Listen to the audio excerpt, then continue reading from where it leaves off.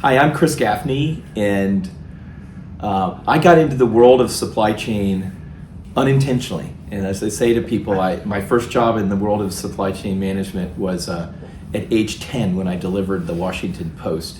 And then my brother and I, every summer from age 10 till grad school, delivered newspapers. And I had a professor at Georgia Tech tell me one time, that is why you got into the field. Because every day we had a task. We had to deliver those newspapers. We had to get them there on time, and we had to get them to the right house. And we were trying to do it with less effort all the time. And the size of the paper was different day to day, so the effort wasn't the same. And I think that, introduction to processes, systems, demand variability, other variability, weather, was kind of a wonderful unintentional introduction into supply chain. First part of my career, I was super deep in transportation and logistics, and I joined Coca-Cola with that experience and carried that on until I was the victim of some really bad demand plans that really caused us challenges, and that was my entry into supply chain planning. And so I was part of Coke's journey and maturity into what we now call integrated business planning. And then I went into network design and optimization, where we really tried to think about, the mid and longer term aspects of planning, and had a lot of fun helping Coke optimize the physical footprint in the US. And then I finally did a fair amount of supply chain strategy work for Coke at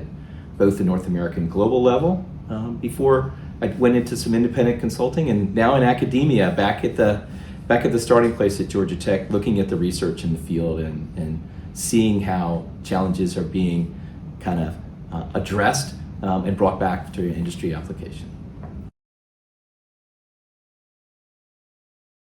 I think most companies are still in that trying to be, or their muscle memory is still in that cadence of structured planning. We do this week, we do this week, we have this monthly cycle, we have this quarterly cycle, we have this annual cycle, and the world is no longer going to work like that. You have to be moving to a place where you can accept that you have to make a decision on a given day that needs to be made on that day, because it's not optional and you can't wait.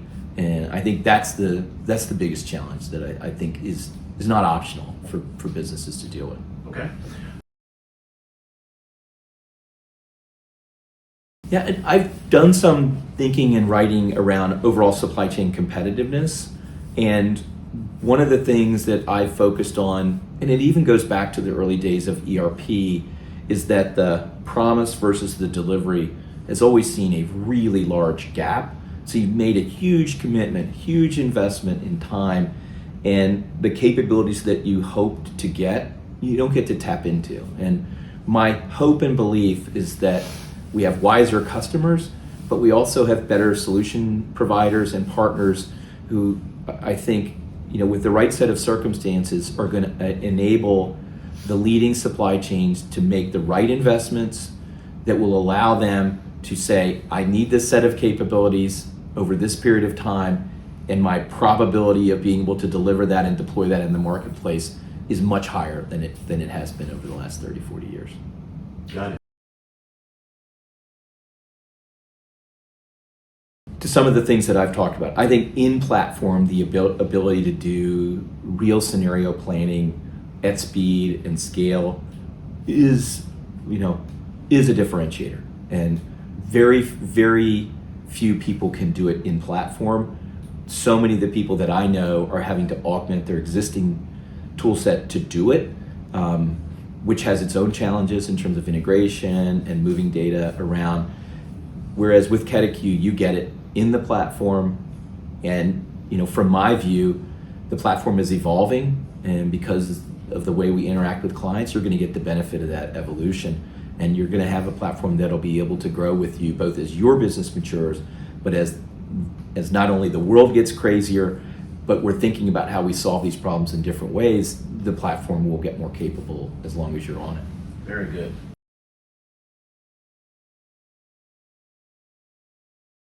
Well, I think from a practical standpoint, anything that makes it easier to have more robust demand insight is a head start, because that's still a huge part of the challenge.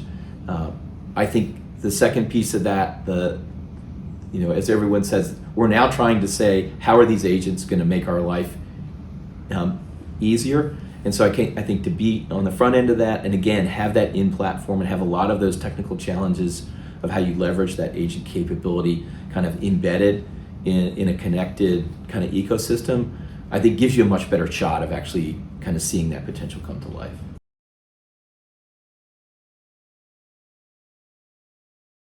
Just finished a small research project, and it was actually looking at transit times. And we did two projects. We did one for middle mile truckload transportation, and we did one for global trade. And what we were trying to demonstrate is that decision making in those arenas are very much give me the fastest time, and I'm going to crank and lowest cost, and I'm going to crank all my scenarios based on that. And what we intended to do through a stochastic Monte Carlo kind of simulation was show that the variation that actually occurs in those situations has huge consequences in your supply chain. And so I'm happy that we proved the thesis that if you understand that variability on the front end of your solutioning, you'll make different decisions. Not all the time, but in a lot of decisions. And that'll impact inventory positioning, it'll impact the trade routes you choose and that type of thing. So I'm a huge fan of that understanding of having that whatever it is, normal, non-normal distribution understood in your scenario planning, because that's how the real world functions, right? So back to where I said, if I can run 1,000 scenarios, and those 1,000 scenarios inherent in those are all the natural variability that occurs, and then I can look at the outcomes and do that in a way that a non-technical user, a CEO, a CFO, a marketing person, a commercial person, that they can see the sensitivity of those things, and it doesn't have to be some huge interpretation by the supply chain audience, that businesses are going to make better strategic decisions, better midterm decisions, and better shorter term decisions. There are many times when somebody originally explained machine learning to me, and they said it's like having 1,000 analysts doing Excel, in a big bullpen and bringing them all together in one place. I think the problems that we're asking people to solve are more and more complex. So even if we had more people, we'd still need the 1,000 analysts in the box, because the complexity of decisions is even higher. I think dealing with talent shortage, we will have the best people come into an environment where they know they're not going to be spending all their time cleaning up data and doing non-value-added tasks, that they're actually going to be positioned and equipped, back to that winnable game, to really play a value-added role in supply chain and frankly professionally develop so that they can grow. So I think we get the tool set right, we get autonomy, enabling people to use the critical thinking that they have, we'll be able to attract good people into the field, and we'll be able to scale the more challenging problems that are out there.